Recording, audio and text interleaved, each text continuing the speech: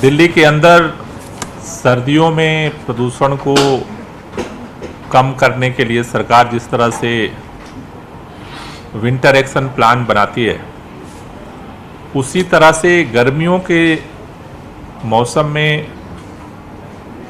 प्रदूषण के स्तर को और कम करने के लिए दिल्ली के मुख्यमंत्री अरविंद केजरीवाल जी ने समर एक्शन प्लान घोषित किया था।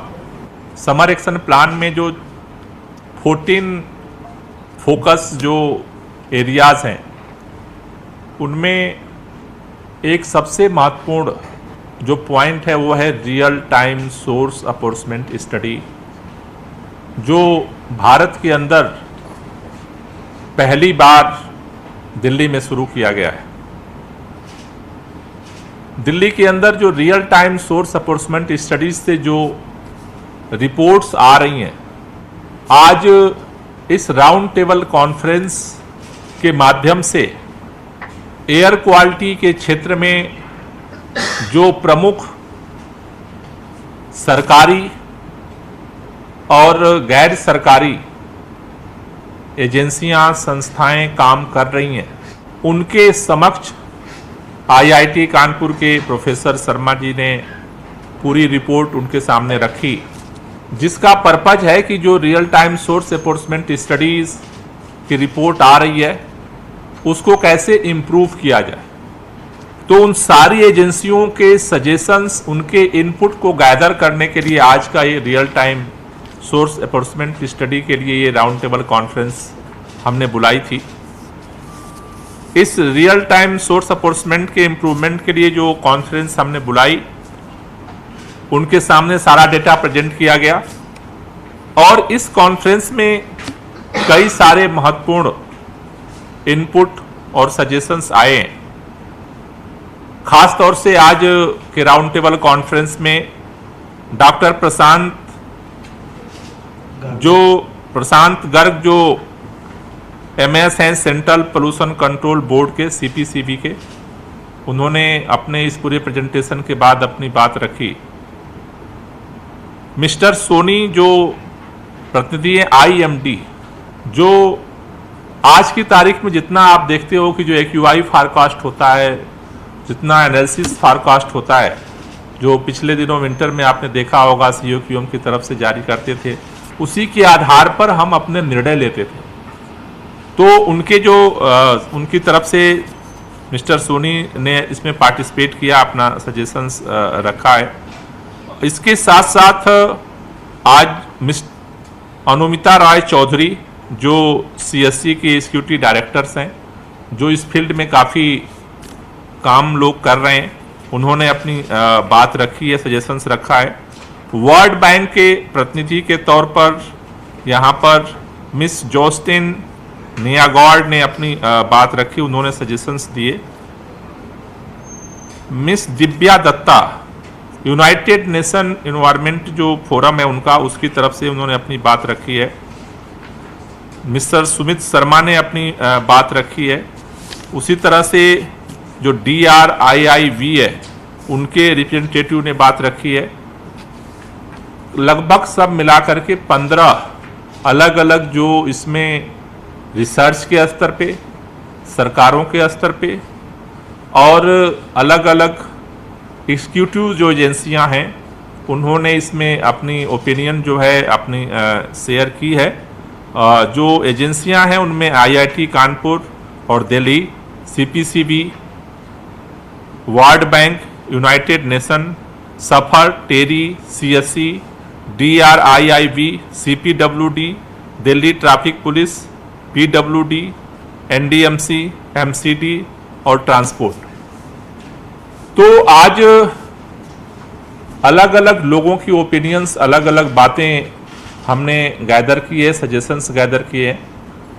इसमें जो मुख्य तौर पर हम एक कंक्लूजन पे पहुंचे हैं, पहला, जैसा पहले भी हमने ये प्लान किया था कि अब दिल्ली के अंदर जितने 13 हॉट स्पॉट्स हैं, तो एक जो सुपर साइड है वो एक जगह सेंट्रली हमें रिपोर्ट दे रहा है कि पूरे दिल्ली के आसपास जो आज की तारीख में पोल्यूशन है उसके सोर्स क्या हैं।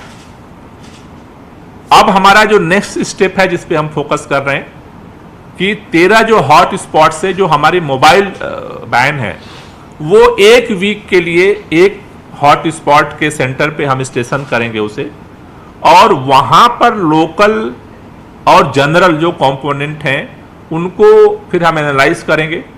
उनकी एक इन्वेंटरी बनाई जाएगी कि उस जनरल एक्शन क्या हो सकता है और लोकल लेवल पे जो सोर्सेज हैं उनके समाधान के लिए क्या किया जा सकता है।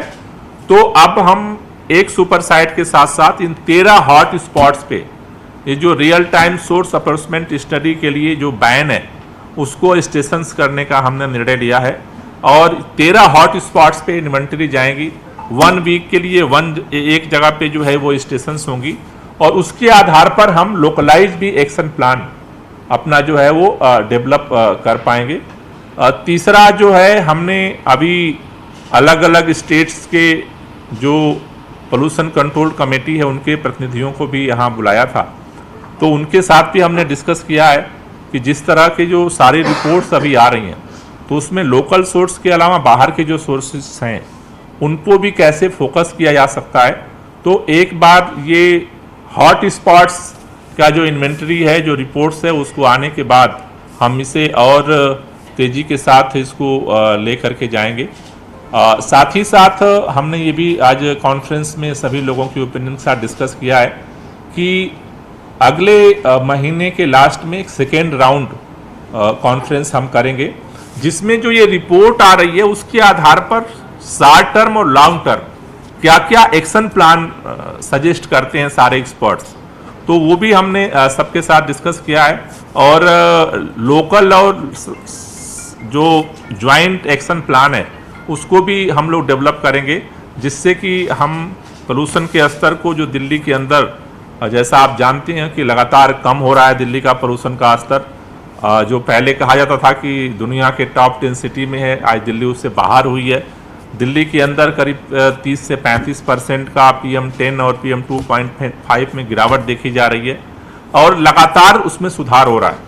लेकिन इसे और कैसे बेहतर बनाया जाए, इसके लिए मुझे लगता है कि आज की जो एक्सपर्ट्स की ओपिनियन है वो इम्पॉर्टेंट रोल प्ले करेगी। अभी दिल्ली में क्या होता है कि जिस तरह से अगर आप देखते होंगे कि जो रिपोर्ट आती है मॉनिटरिंग स्टेशन की कि एक जगह AQI आपको 200 दिखेगा और आनंद विहार में AQI 400 दिखेगा, ठीक सेम डे। एक जगह 350 आपको AQI दिखता है, एक जगह आपको 250 दिखता है। तो वैन को वहाँ स्टेशन करने का पर्पज ये है कि वहाँ लोकल और क्या क्या सोर्सेज हैं जो उसके कंपोनेंट को एकदम से हाई कर देते हैं। एक सवाल है सर, आज एक शो को नोटिस अधिकारी को जारी किया गया है, सर्विसेज के जो सेक्रेटरी है उनको जारी किया गया है, क्योंकि वो ये कहा गया है शो को नोटिस में कि लगातार वो न अदालत है, ना फोन पे जवाब दे रहे हैं, ना ही ईमेल का जवाब दे रहे हैं, ना अपने दफ्तर आ रहे हैं। क्या सर वजह रही इसको, और क्या अभी तक की स्थिति है? नहीं, जो आप बता रहे हैं मेरे संज्ञान में भी यही है कि विदाउट एनी इंफॉर्मेशन वो गायब हैं। तो जो कोर्ट जो कंडक्ट होता है उसके अनुसार उनको नोटिस दी गई है, क्योंकि कोई भी अगर छुट्टी पर है, कहीं इमरजेंसी वर्क से पर है, तो उसे कंसर्न मिनिस्टर्स को सूचना देनी होती है। सर, ऐसे कितने अधिकारी हैं जो अपनी ड्यूटी नहीं कर रहे हैं? जो सुप्रीम कोर्ट का फैसला आया है, किस किस विभाग के कौन कौन अधिकारी? नहीं, अभी तो जो नोटिस जारी हुई है, जो संज्ञान में आया है, सर्विसेज का है, उसी को जारी हुआ है। आगे जो अगर कोई आता है तो उस पर तो मतलब रूटीन वर्क है। कोई भी नॉर्मल में सुप्रीम कोर्ट से पहले या बाद में भी किसी को भी छुट्टी पे जाना होता है तो वो इन्फॉर्म करके ही जाता है। क्या सर अधिकारियों का जो सहयोग मिलना चाहिए, कोई कैबिनेट मिनिस्टर है, आपके डिपार्टमेंट के जो लोग हैं, वो सहयोग मिल पा रहा है पहले के मुकाबले, या उसमें अभी क्या? मेरे ख्याल से लोगों का सुप्रीम कोर्ट के निर्णय के बाद लोगों का जो नज़रिया था चीज़ों को देखने का या अपने अपने तरह से व्याख्या करने का, मेरे ख्याल से वो तो अब सबको क्लियर हो गया कि पहले सुप्रीम कोर्ट ने निर्णय दिए थे और दोबारा निर्णय आने के बाद अब किसी को किसी तरह कन्फ्यूजन नहीं है। रही बात अधिकारियों की, तो मुझे लगता है कि धीरे धीरे चीज़ें इम्प्रूव कर जाएंगी। Thank you.